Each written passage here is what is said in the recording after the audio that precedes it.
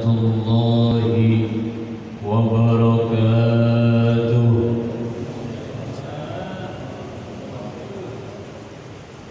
Alhamdulillah, assalatu wassalamu ala rasulillah Sayyidina Muhammad ibn Abdullah wa ala alihi wa sahbihi wa mawalah. Wala hawla wala quwwata illa billah. Amma ba'd. Yang saya muliakan para alim ulama, para kiai, para asatid, para hujat, para tokoh masyarakat, yang mudah-mudahan guru-guru kita ini selalu mendapatkan perlindungan Allah Subhanahu wa ta'ala. Amin ya rabbal alamin. Juga yang saya hormati para aparatur pemerintahan, militer maupun sipil, bapak polisi yang sedang tugas, mudah-mudahan juga ikhlas dalam melaksanakan dan mendapatkan bimbingan Allah Subhanahu wa ta'ala. Amin. Dan juga yang saya hormati dan saya cintai, para jamaah taklim malam Jumat Masjid Al-Furqan Bandara Soekarno-Hatta.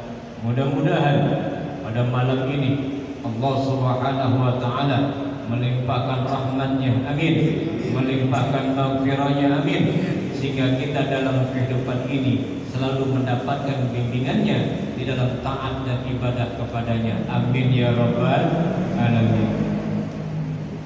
Kaum muslimin rahimakumullah, yang pertama kita doain mendengar informasi orang tua kita Abah Haji Buyung sedang berada di Padang, Bukit Tinggi. Mudah-mudahan beliau sekeluarga sehat dan nanti kembali ke Tangerang juga dalam keadaan sehat, amin ya rabbal alamin.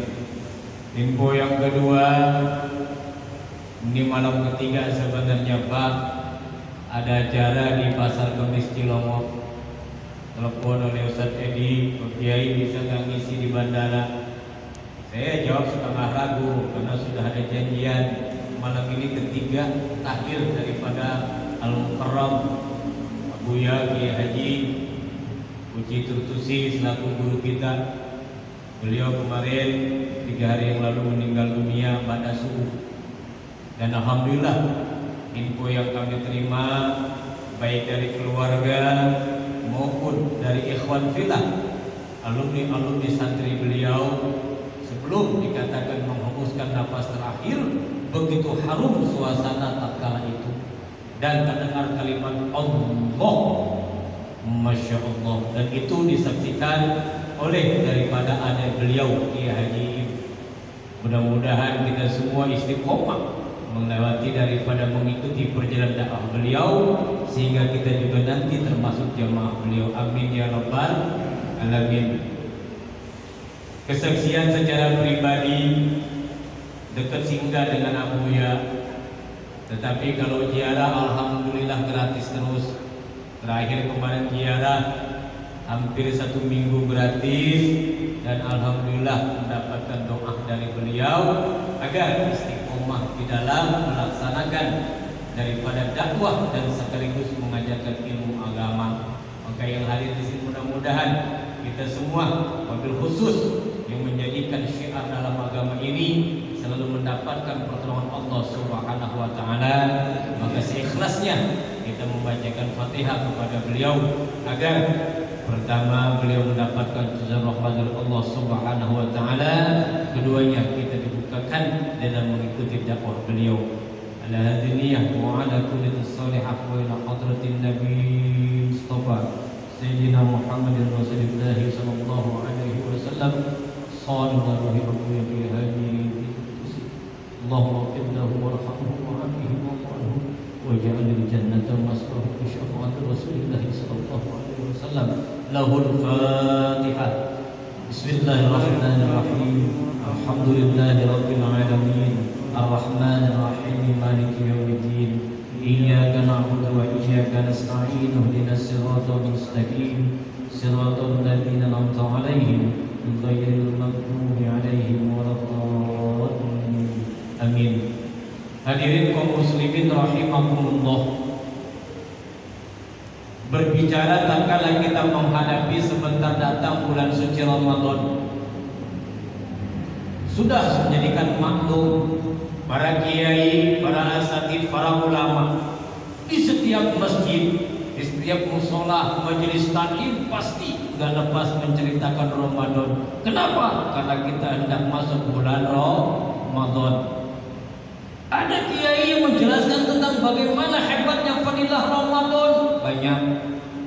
Ada juga kiai yang menerangkan apa sih dimaksud dengan bulan Ramadan. Enggak sedikit. Banyak kiai yang menjelaskan bagaimana cara kita mengisi ibadah-ibadah di bulan suci Ramadan. Setiap masjid, setiap musola, majelis-majelis ilmu diterangkan oleh guru-guru kita. Tapi bagaimana seharusnya persiapan kita menjelang bulan suci Ramadan yang diajarkan baginda Rasul?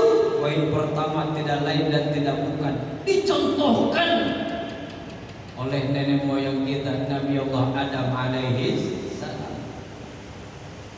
Bagaimana ketika Nabi Allah Adam alaihi salam mempersiapkan dirinya hendak diturunkan ke muka bumi oleh Allah? Tidak lain dan tidak bukan, beliau mohon ampun kepada Allah, munajat kepada Allah agar kekhilafan yang kemarin beliau lakukan mendapatkan ampunan dari Allah Subhanahu. Karena kehidupan dunia tidak seperti enaknya kehidupan surga. Di dunia kalau makan kita bercocok tanam, di dunia kalau dikatakan kita ingin mencukupkan kehidupan harus bekerja. Di surga kita lihat saja dalam hati sudah datang, dipersilakan disediakan oleh Allah.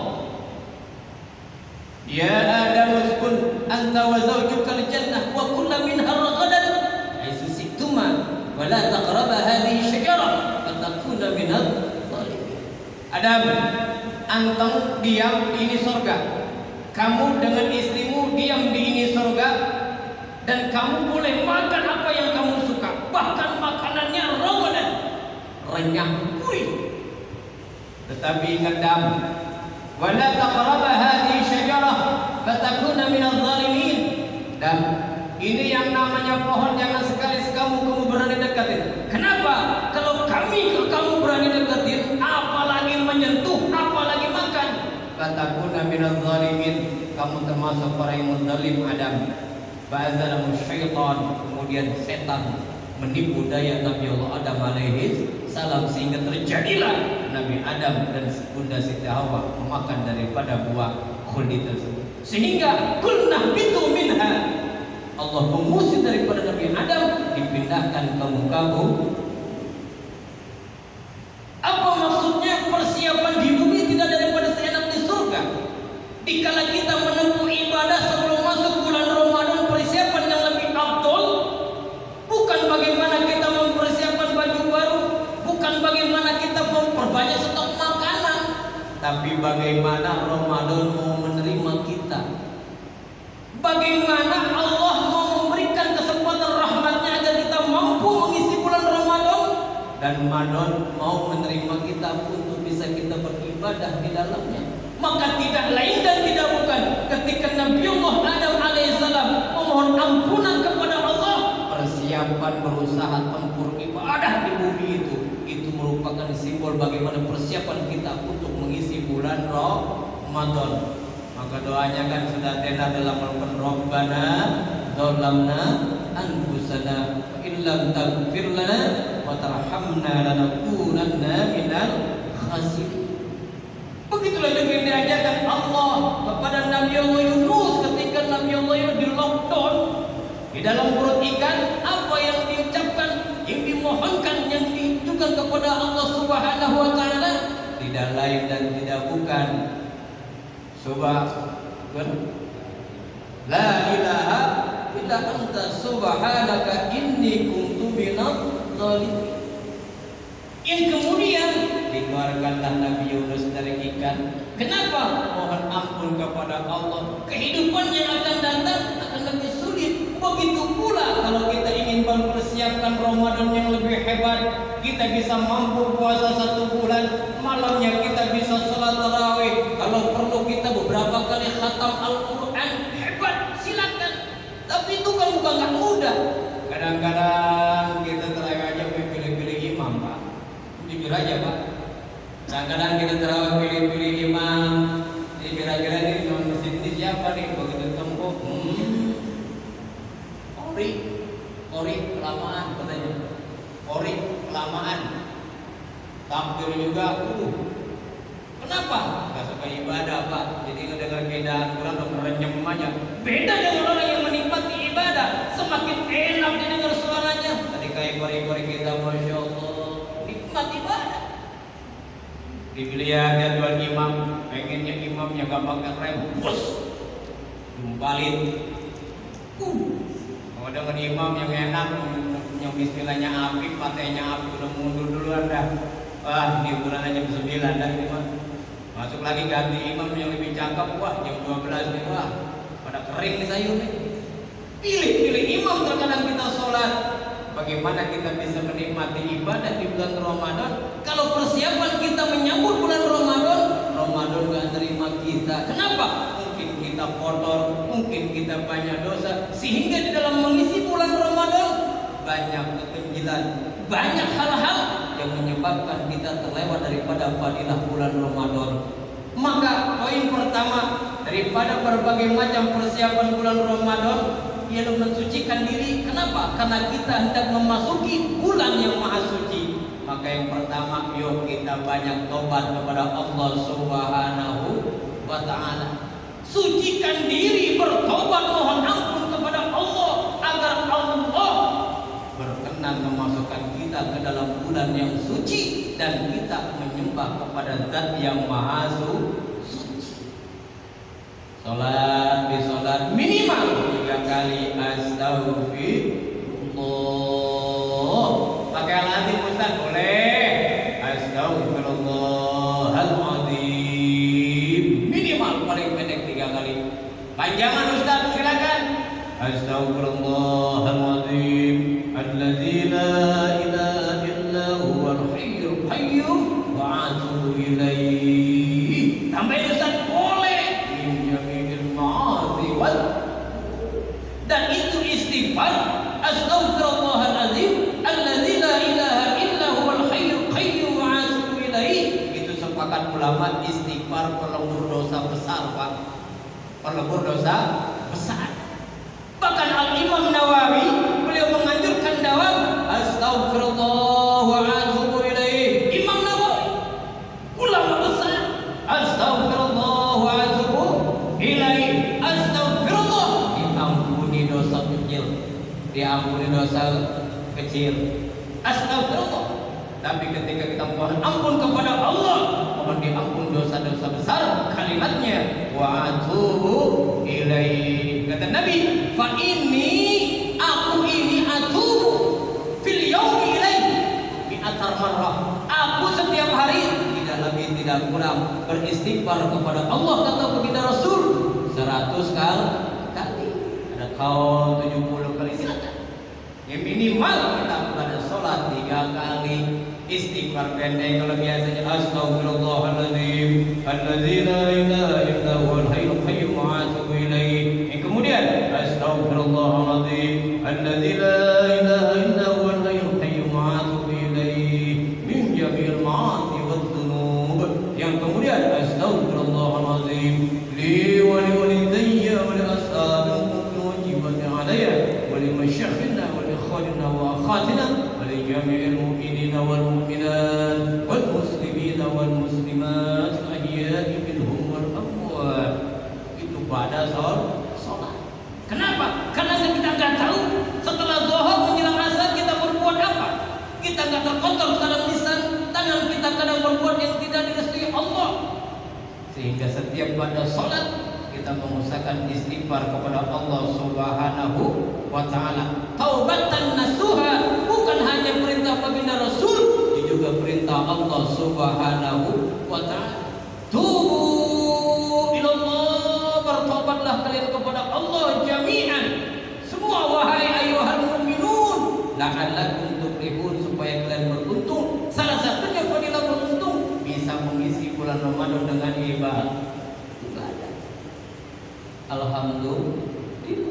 Maka yang pertama, nggak usah banyaklah, kita tobat saja, tobat kepada Allah, mau memasuki bulan suci Ramadan agar kita diri ini diterima oleh Ramadan, memohon kesucian dari Allah Subhanahu wa taala, dihapus dari dosa-dosa kecil, dihapus dari dosa-dosa besar. Amin ya rabbal alamin. Kaum muslimin rahimakumullah, jamaah sedang taklim malam Jumat yang Allah muliakan. Yang kedua, selain kita bertobat kepada Allah dengan istighfar, kita juga paham di mana posisi kita dalam bertobat. Dari istilah-istilah para ulama, taubat itu ada 3. Satu, ada yang namanya taubat. 2, ada yang namanya inabat. 3, ada yang namanya aubat. Ada taubat, inabat, aubat. Apa taubat? Yaitu hijrah dari perkara buruk kepada perkara baik. Apa inabat? Meningkatkan perkara baik lebih kepada yang lebih baik. Apa aubat? Tidak lagi berhijrah dari yang buruk, tidak lagi menghadapkan pahala, tetapi aubat ini dia membuktikan ketingkatan ketaatannya kepada Allah Subhanahu. Mungkin kita mah yang pertama mau berdua aja dah, taubat dan inabat. Taubat, kita sudah terkhilaf, lisan suka gibah, tangan mungkin suka salah bergerak, kaki sudah suka melangkah. Maka ini kita banyak bertobat pada salat istighfar. Yang kedua, kita mungkin insya Allah masuk kepada inabat. Apa itu? Meningkatkan kualitas ibadah sebagai bentuk taat kita kepada Allah Subhanahu wa taala, menghapus dosa yang pernah kita lakukan. Alhamdulillah.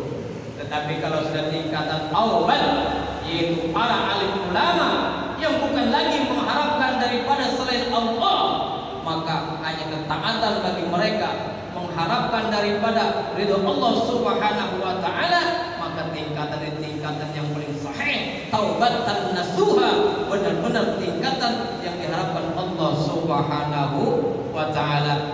Maka baik dengan kita beristighfar menjelang daripada bulan suci Ramadan, ataupun kita bermusafahah, memaafkan baik kepada keluarga, baik kepada tetangga, ataupun kepada jamaah-jamaah kaum muslimin yang sering berinteraksi dengan dalam kegiatan kita.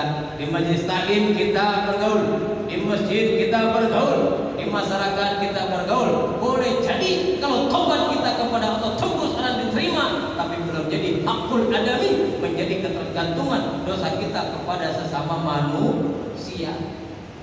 Maka baik tobat kita kepada Allah maupun mohon maaf kita kepada sesama manusia, itu insya Allah menjadi kesempurnaan di dalam kita bertobat kepada Allah Subhanahu wa taala.